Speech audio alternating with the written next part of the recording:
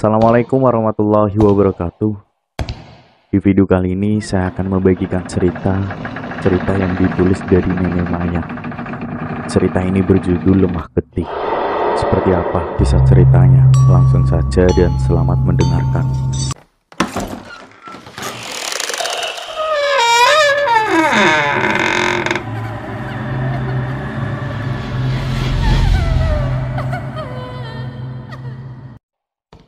Namun, kami lupa bahwa saat itu Mbok dan 4 saudara kami yang lain juga sedang terbujur kaku dengan perut yang kian membesar.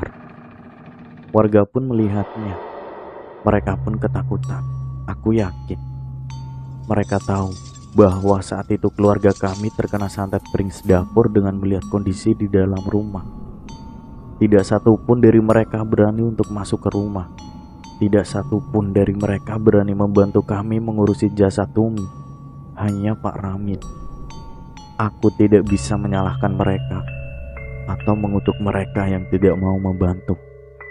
Karena konon katanya, apabila ada sebuah keluarga yang terkena santet perings dapur ini dan ia sedang dalam posisi sakit atau meninggal, para pelayat dilarang untuk mengucapkan kata kasihan, baik dalam hati maupun lisan. Hal itu dapat menyebabkan kutukan itu juga mengenai keluarga pelayat yang saat itu mengucapkan kata kasihan pada korban. Juga beberapa ada yang percaya, bahkan untuk melayat saat jenazah masih ada pun sebuah pantangan. Boleh melayat apabila jenazah si korban santet sudah dimakamkan, untuk menghindari kutukan tersebut mengenai dirinya. Oleh karena itulah aku bisa paham saat itu warga satu persatu mulai pulang dan membiarkanku, Bapak, Kang Amin, dan Pak Ramin mengurusi sendiri proses pemandian sampai sholat jenazah Tumi. Kami dengan sisa tenaga kembali mengurusi jasad Tumi, membersihkannya, menyiapkan pengafanan, memandikannya, dan menyolatkannya. Aku mengerti sekarang kenapa hanya Tumi yang terkena kutukan dengan cara yang berbeda. Kuku, Pak D hanya memilih bagian tubuh Tumi, bukan kami yang lainnya. Ini hanya asumsiku bahwa Tumi tidaklah dimusnahkan, hanya sebagai bagian dari proses pembinasaan satu keluarga ini. Pasti ada alasan di baliknya. Aku pernah mendengar beberapa ilmu hitam itu mensyaratkan jiwa anak kecil yang belum akil balik sebagai tumbal. Anak kecil berkisar dari lahir nyampe 7 tahun. Biasanya jiwanya masih bersih dan gampang bagi jin-jin itu menjadikannya sebuah inang. Dan Tumi memenuhi syarat itu. Singkat cerita, kami telah selesai mengkafaninya, kemudian menyolatkannya sebelum kami memberangkatnya ke liang lahat, yang saat itu Kang Amin yang bersedia menggali kuburan Tumi. Aku, Bapak, dan Pak Ramin membacakan Yasin pada Tumi. Namun saat Yasin kami bacakan, mata Tumi kini terbuka normal, tapi masih dengan tubuh yang tidak bergerak. Yang berkata, ular, katanya. Aku kaget, kami semua kaget. Tumi mati suri. Dia wafat hanya beberapa jam saja. Dan setelah ia bangun, ia berkata ada ular. Benar, aku melihatnya. Kini ada ular berwarna kuning dengan manik mata merah melilit tubuh Tumi yang terkafani. Tentu bukan ular nyata. Ini ular gaib. Dan saat itu Bapak meneriaki Kang Amin untuk kembali. Saat itu Kang Amin dan Bapak kembali merapalkan mantra entah apa itu. Aku yang tidak tahu apa-apa saat itu sedikit lega bahwa adikku kembali, meskipun masih belum normal seutuhnya. Aku mendekatinya, tapi dilarang oleh Pak Ramin dan kemudian berbisik, jangan. Ular itu adalah raja kerajaan bambu kuning. Jika kamu melewati garis ini, perlindungan yang Bapakmu dan Amin berikan akan sia-sia. Kutukan bisa berpindah padamu, jelasnya. Saat itu aku baru sadar, memang Bapak memberikan garis dengan garam tepat 1 jengkal dari posisi kami duduk. Dan saat itu aku hanya bisa mengamati Tumi yang terus berkata, ular, tanpa berkedip sama sekali. jiwa Tumi masih ditahan sama ular itu. Bapak dan Amin saat ini masih bertarung dengannya. Amin memerintahkan segala bentuk bantuan jin untuk menundukkan ular itu. Dan bapakmu memberikan perlindungan ke Amin. Tambahnya, aku sesekali melihatnya Kang Amin dan Bapak. Matanya terpejam. Raut wajah mereka yang selalu berubah sepersekian detik. Kadang biasa, kadang mengernyitkan dahinya, dan terkadang seperti orang yang menahan sakit. Begitupun ular itu, yang kadang berhenti melilit dan seolah-olah merasakan sakit. Kemudian melata lagi, sampai pada akhirnya Kang Amin mengepalkan tinjunya dan kemudian meraih garam pembatas. Aku kaget saat tiba-tiba ia berteriak, "Mati kowe!" sembari melemparkan garam itu ke arah ular yang melilit tubuh Tumi. Kemudian ular itu kini terbakar api berwarna biru dan seketika lenyap. Dengan lenyapnya ular itu, Tumi mengerang kesakitan seperti orang sesak nafas. Kemudian ganti Bapak yang mengambil alih. Ia mendekati Tumi dan memberikan sebuah irisan bambu untuk kemudian dimasukkan ke dalam mulutnya. Namun Tumi memberontak. Akhirnya Kang Amin membantu Bapak. Aku bertanya pada Pak Ramin, "Pak, apa yang dimasukkan oleh Bapak ke mulut Tumi?" Tanya aku. "Itu pantangan." "Pantangan? Memang Tumi kenapa, Pak?" Tanya aku cemas. Tumi saat ini jiwanya belum sepenuhnya kembali. Masih berebut di dalam sana antara Raja Jin Bambu Kuning itu untuk merebut tubuh Tumi sebagai inangnya. Karena sosok perwujudan utama jin itu, ular sudah dihancurkan oleh kakakmu. Kini ia hanya punya media yang lebih lemah dari ular itu. Dan karena ular itu lenyap, ia ingin mengambil tubuh Tumi sebagai gantinya. Dan makanan berwujud bambu seperti rebung adalah pantangan bagi kerajaan Pring Kuning itu, termasuk pengikutnya yang menganut santet Pring Sedapur, Pak Demo. Kelemahannya ada di makanan bambu. Bapakmu berusaha untuk merebut jiwa Tumi dengan memaksanya makan bambu sembari Amin memberikan bala bantuannya kembali untuk menjinakkan jin itu. Kini Tumi teriak sangat kencang dan menyaring. Dan kemudian ia lemas dan pingsan. Berarti bahwa Kang Amin berhasil meluluhkan jin itu untuk tunduk pada perintahnya. Aku pun bergegas kembali melepas kain kafan dan menggantikan pakaian Tumi. Bapak dan Kang Amin seperti orang yang kehilangan banyak energi. Tubuhnya terhuyung dan kini ia berbaring untuk memastikan ia tidak pingsan. Aku membiarkannya istirahat. Sudah beberapa jam berlalu, Tumi masih juga belum sadar. Saat azan subuh berkumandang, aku merasakan tangan lain meraba tanganku. Suara Tumi. Aku yang tadinya terkantuk kini terhenyak. Rasa bahagia tak terkira melihat Tumi kembali. Meskipun Mbok dan keempat saudaraku masih dalam posisi yang sama. Pak Ramin selalu mengawasi mereka dengan membacakan mantra, memberikan beberapa olesan garam dan lain sebagainya. Sama seperti katanya, bahwa yang bisa mengembalikan Mbok dan yang lain adalah salah satu dari Bapak atau Pak D harus mati. Jadi kami hanya menunggu garis finish untuk memenangkan oleh siapa. "Duk, gak apa-apa, mau minum, makan bubur, biar Akang buatin," kataku. "Enggak, Kang, Tumi takut," tangisnya. Aku pun memeluknya. Begitupun Bapak dan Kak Amin kala itu terbangun mendengar tangis Tumi. "Tumi tahu gambaran alam barzah yang diceritain Bu Guru. Tumi sendirian, tapi Tumi ditolong sama 3 anak kecil. Tumi gak tahu itu siapa.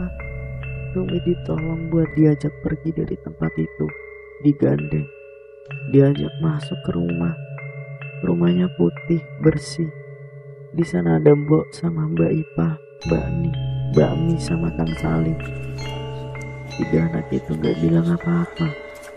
Tumi diajak lihat keluar jendela. Di sana ada banyak pocong warna hitam dililit ular warna kuning, Kang. Tumi digandeng sama anak-anak itu, buat keluar rumah. Tumi ngajak Mbok sama saudara lain, tapi mereka nggak bisa keluar soalnya di kakinya ada rantang. Mbok bilang Tumi bisa duluan. Ikutin terus 3 anak itu, jangan noleh ke belakang. Meskipun takut ngelewatin pocong hitam itu, dan setiap kali bersentuhan dengan mereka, Tumi merasa panas. Akhirnya Tumi bisa, dan tiba-tiba anak itu balik lagi ke rumah putih itu kan. Tumi ditinggal sendirian sampai akhirnya Tumi udah gak ingat lagi. Kamu itu siapa 3 anak baik? Tanya Tumi. Aku hanya diam. Aku tidak tahu harus menjawab apa karena memang aku tidak tahu jawabannya. Aku pun melirik bapak. Bapak tersenyum.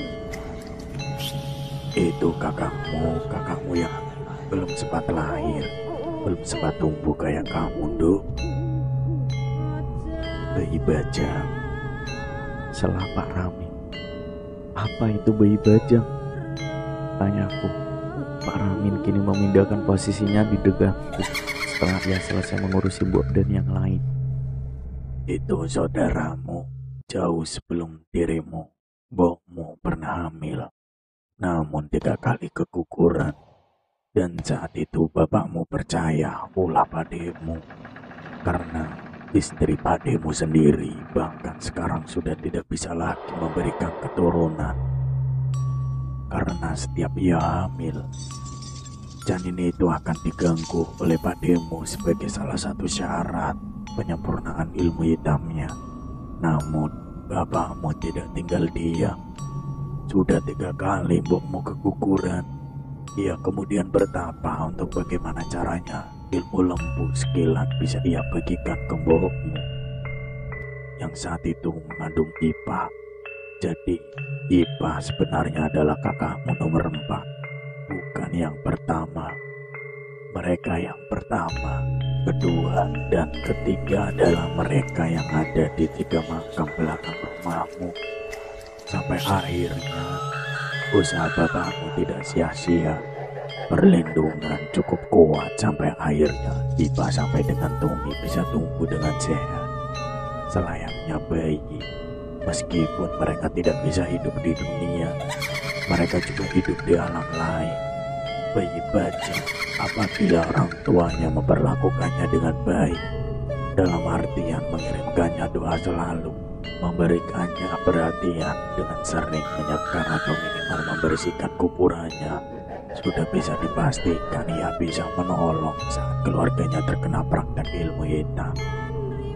Namun, jika bayi bajang diperlakukan buruk dan dibuang layaknya sampah tak guna, ia justru akan menjadi parasit bagi keluarganya, menempel sampai keluarganya itu menderita sakit gaib dan berujung meninggal. Itulah bayi bajang, bayi yang suci, bayi yang masih bisa dimanfaatkan dengan baik atau buruk tergantung hidupnya. Jelas Pak Rami. Saat ini ketiga kakakmu itu juga sedang berusaha menjadi mbok dan saudaramu dari pocong dan ular itu, sehingga tidak sampai seperti Tumi tadi, tidak sampai diambil jiwanya. Hanya saja saat ini memang kutukan dari pademu masih ada di dalam diri mereka. Ibu bapak, lalu gimana dengan Pak Adi sekarang? Bukankah Kak Amin sudah menundukkan jin bambu kuning itu? Bukankah jin itu adalah bos Pak Adi? Tanya aku. Aku memang sudah menaklukkan rajanya. Aku sudah memberikan tali padanya, sehingga ia bisa bergerak sesuai dengan perintah. Tapi kini pademu bekerja sendiri, tidak dengan bantuan para jin ini pun ia masih cukup kuat, karena pademu sudah menekuni ilmu ini dengan waktu yang cukup lama dan matang. Perjanjiannya dengan jin itu hanya sebagai bentuk tambahan bala tentara saja. Beda dengan dukun yang mati itu, ia adalah Buddha, sedangkan Pade adalah rekan kerjanya. Jelas kamu. Aku mengerti kini bahwa Pak Des setidaknya sudah kehilangan separuh kekuatannya dengan ditaklukkannya jin itu di tangan kami. Tapi presensi Pak D juga tetap harus diwaspadai. Pasalnya aku bisa menebak bahwa Pak D setelah ini akan melancarkan serangan yang lebih tidak masuk akal lagi. karena ia tengah murka. Sedangkan malam 1 Suro tersisa 3 hari lagi. Namun keadaan masih belum tahu akan dimenangkan siapa. 3 hari sebelum 1 Suro datang, yang kata bapak tepat memasuki malam itu bulan akan berpendar dengan sempurna, membentuk sebuah purnama tanpa celah. Dan aku pun masih bertanya kenapa harus menunggu sampai malam 1 Suro. Apa tidak bisa jika kita diselesaikan lebih cepat, agar semua keadaan bisa kembali normal? Pertanyaanku saat itu tidak terjawab. Aku pun tidak memikirkannya saat itu, karena pikiran sudah kalut hanya memikirkan nasib keluargaku saja. Namun di umurku yang sekarang, setidaknya aku mengerti mengapa tragedi traumatis masa kecilku itu harus bertepatan dengan malam 1 Suro. Beberapa masyarakat di Jawa meyakini bahwa pada malam 1 Suro, makhluk tak kasat mata yang telah lama berdiam dan energinya tidak terlalu solid, maka pada malam 1 Suro mereka akan keluar tanpa terkecuali dengan energi yang solid dan sangat kuat. Dipercaya juga bahwa pada malam 1 Suro, arwah dari tumbal praktek ilmu hitam atau jiwa yang masih dibelenggu di suatu dimensi astral akan mudah untuk melepaskan dirinya agar bisa keluar dari tempat di mana mereka dipenjara. Mitos lainnya juga mengatakan bahwasanya kebanyakan masyarakat Jawa juga percaya pada malam 1 Suro terdapat larangan tertentu yang hendaknya dipatuhi. Misalnya larangan tidak boleh berpergian jauh pada malam 1 Suro. Hal tersebut menjadi pantangan karena malam 1 Suro adalah malam di mana makhluk tak kasat mata berkeliaran tanpa syarat. Hal itu juga bertujuan untuk menghindari orang-orang awam dari godaan makhluk gaib yang dapat mencelakai mereka. Namun bagi penganut ilmu tertentu seperti Bapak, Kang Amin, dan Pak Ade, malam 1 Suro menjadi malam di mana mereka akan mendapatkan kekuatan penuh apabila ia memanfaatkannya dengan tirakat atau bertapa tepat di bulan purnama. Hal ini menguntungkan bagi mereka untuk merekrut para bantuan makhluk gaib untuk menjadi bagian dari dalam peperangan antara saudara ini. Dan mudah juga bagi jiwa mbok dan kakak-kakakku yang lain untuk bisa lepas dari rantai gaib yang Pak D berikan dan kemudian keluar dari belenggu dimensi astral yang Pak D gunakan saat itu. Malam itu kami bisa merasa semua sudah sedikit membaik. Pak D setelah kejadian Tumi itu tidak terlihat seharian ini. Padahal aku sering mengecek dari pintu belakang rumah, tapi Bapak dan Kang Amin tidak membuat celah sama sekali. Aku sendiri bisa melihat kini berbagai bentuk makhluk halus ada di sekitar rumah kami. Namun bukan makhluk seperti pocong atau kuntilanak, melainkan makhluk dengan bentuk yang aneh seperti cloning. Sebagian ada yang berkepala kuda bertubuh manusia. Ada sosok full memakai jubah putih, namun tingginya ada sekitar 3 meter. Sosok manusia dengan kepala bercabang 3. Sosok perempuan Jawa memakai selendang dan pakaian serba hijau. Sosok seperti kera, namun perutnya besar seperti perwayangan bagong. Sosok kerajaan dengan memakai pakaian perang. Dan paling aku takuti adalah sosok perempuan dengan tubuh ular bersisik emas. Sosok itu melilit rumah kami, namun wajahnya sangatlah cantik. Saat aku mengetahuinya malam itu, aku buru-buru menghampiri Kang Amin untuk memberitahukan semuanya. Aku mengira itu adalah kiriman Pak D yang akan menyerang kami. Namun jawaban Kang Amin membuatku kaget. Bukan itu jin di bawah kendaliku. Mereka mulai malam ini masih dalam tahap berjaga. Pada malam 1 Suro nanti, saat malam purnama, mereka akan terbebaskan untuk saling menundukkan satu sama lain dengan penjaga yang Pak D punya. Jika kamu tahu, pocong hitam itu adalah makhluk yang sangat setia pada tuannya. Begitupun kekuatannya juga cukup besar. Mereka semua yang di sini berniat untuk menundukkan para pengawal Pak D untuk menjadi anak buahnya. Jelas Kang Amin. Namun saat itu aku sangat terkagum. Jika kalian saat itu bersamaku, jika kalian bisa melihat ada sesuatu perbedaan yang sangat kentara, Kalian bisa merasakan bahwa bala tentara Kang Amin jauh lebih menyeramkan dan unik berkali-kali lipat dibandingkan milik Pak D. Aku semakin yakin bahwa kami bisa melalui semua ini dengan aman. Aku hanya bisa membantu Bapak sebatas ini. Bapak berkali-kali lebih hebat dariku. Coba kamu buktikan sendiri. Kamu keluar dan kamu lempar batu ini ke arah luar. Perintah Kang Amin sambil memberiku sebuah batu. Tanpa banyak tanya, aku kembali membuka pintu. Masih dengan pemandangan yang sama, parah makhluk halus unik itu. Aku kemudian melemparkan batu ke arah luar. Luar biasa, batu itu hancur berkeping-keping. Batu itu bahkan tidak bisa terlempar jauh. Seperti ada dinding gaib yang mementalkan batu itu kembali dan menghancurkannya berkeping-keping. Aku kemudian berlari menemui Kang Amin lagi dengan mata yang terkagum-kagum. "Kang, batunya hancur. Itu perisai Bapak. Kok aku nggak lihat?" kataku. "Iya, tidak bisa, Min. Kamu tidak bisa lihat, bahkan aku saja tidak bisa. Hanya Bapak yang bisa. Tapi masing-masing dari kita juga sebenarnya sudah diberikan oleh Bapak, namun tidak terlalu kuat. Perisai Bapak itu bertujuan juga untuk menahan para jin di bawah kendaliku ini berbalik menyerang. Karena sejinak apapun, mereka hanyalah makhluk rendahan yang tidak bisa dan tidak boleh kita percayai. Sehingga Bapak berjaga-jaga jika suatu saat jin itu kembali berbalik untuk menyerang." Belum selesai Kang Amin berbicara, aku merasakan hawa menjadi sangat panas. "Pak," tanya Kang Amin ke Bapak. "Panas pati-patimu mengirimnya. Jangan keluar, diam saja di sini." Perintah Bapak. Aku langsung lari mencari Tumi. Di mana dia? Aku melihat di kamar, ia tidak ada. Aku cemas kala itu dan berlari ke Bapak. "Bapak, Tumi gak ada di kamar." Belum sempat Bapak menjawab, kami mendengar suara teriakan Tumi dari dapur belakang. Kami berlari menemui Tumi malam itu. Benar, Tumi ada di sana. Dengan posisi ia menangis mengatakan bahwa tubuhnya merasa panas, diikuti dengan asap yang keluar dari tubuh kecilnya. Sampai-sampai ia menggebyurkan air ke seluruh badannya. "Bapak panas," katanya sambil terus menangis. Kemudian Bapak kembali merapalkan mantra dan memungut sejumput tanah di dapur, kemudian melemparkannya ke tubuh Tumi.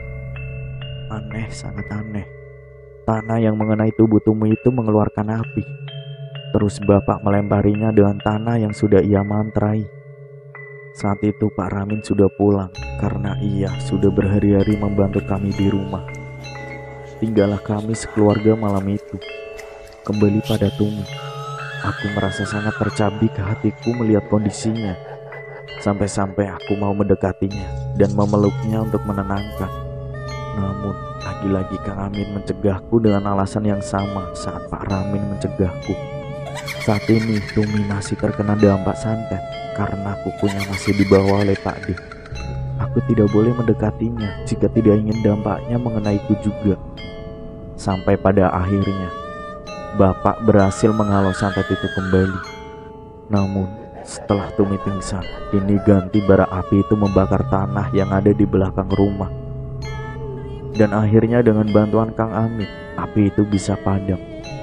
Aku sudah berusaha memadamkannya dengan menggubyurkan air, tapi sama saja api tidak bisa padam. Karena memang itu bukanlah api biasa.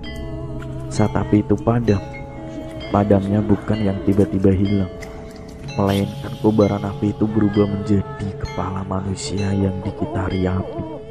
Kepala itu menunjukkan ekspresi marah dan kemudian terbang kembali menuju rumah Pak D. "Pak Demu memang benar-benar sudah buta hati.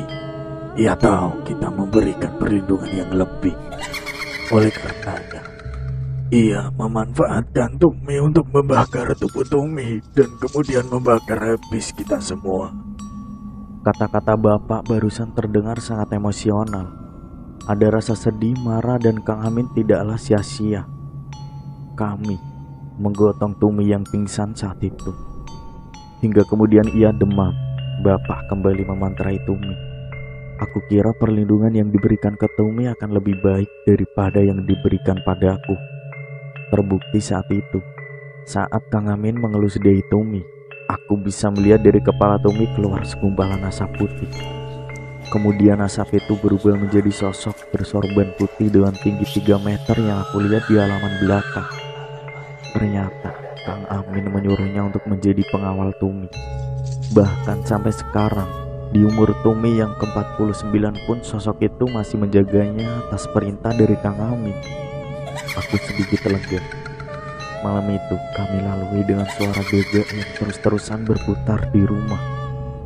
Gagak itu sudah beberapa hari ini selalu berputar. Kadang di atas rumah Pak Di, kadang di atas rumah kami.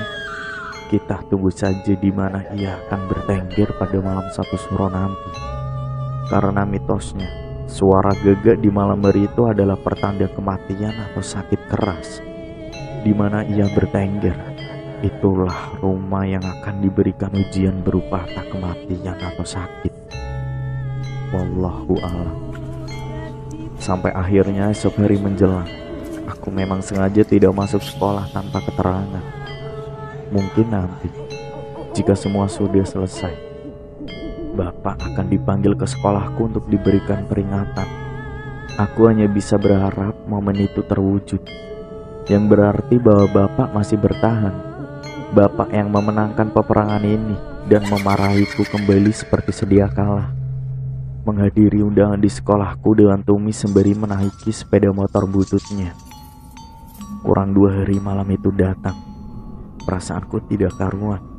Aku memiliki insting bahwa malam itu juga akan aku lewati dengan beberapa kejadian aneh. Benar saja, singkat cerita, jam menunjukkan pukul 11 malam. Saat itu kami tidak merasakan ada sesuatu yang aneh. Kami kemudian beristirahat, tapi masih dalam keadaan siaga. Kami tidur bersama di sebelah Mbok dan saudaraku yang masih terbujur kaku itu. Tiba kami mendengar Mbak Ipah mengerang, seperti orang sesak nafas. Kami langsung bangun dan menghampirinya. Mulutnya yang menganga itu kini dipenuhi dengan makhluk-makhluk menjijikan. Kelabang, kalajengking, ulat keluar dari mulutnya. Begitupun Mbok dan saudara kami yang lain. Setelah Mbak Ipah, mereka juga masih dengan posisi kaku seperti bambu. Juga masih dengan mata membelalak putih dan perut yang mengembung. Aku tidak bisa menahan mualku dan kemudian muntah saat melihatnya. Tumi berteriak ketakutan saat itu. Aku benar-benar tidak bisa mendekat karena sangat menjijikan. Sampai akhirnya Bapak kembali merapal mantra bersama Kang Amin. Dari kejauhan aku melihat kelabang dan hewan lain yang mulai keluar itu yang semakin besar. Namun setelah beberapa saat, hewan yang sudah jatuh dari mulut Mbak dan saudaraku lenyap seketika, dan yang belum sempat keluar kembali ke dalam mulut mereka. Mualku semakin menjadi-jadi saat melihat para hewan itu kembali ke mulut mereka. Pak, kenapa? Kenapa dengan hewan itu? Itulah santet.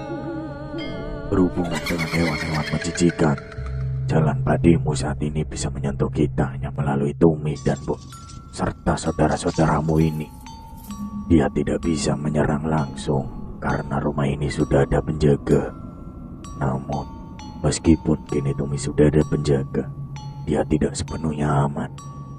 Begitu tubuhnya masih dipegang padimu, jika sewaktu-waktu ia gagal melancarkan santet ini pada seluruh anggota keluarga, ia masih punya Tumi untuk menjadi satu-satunya korbannya.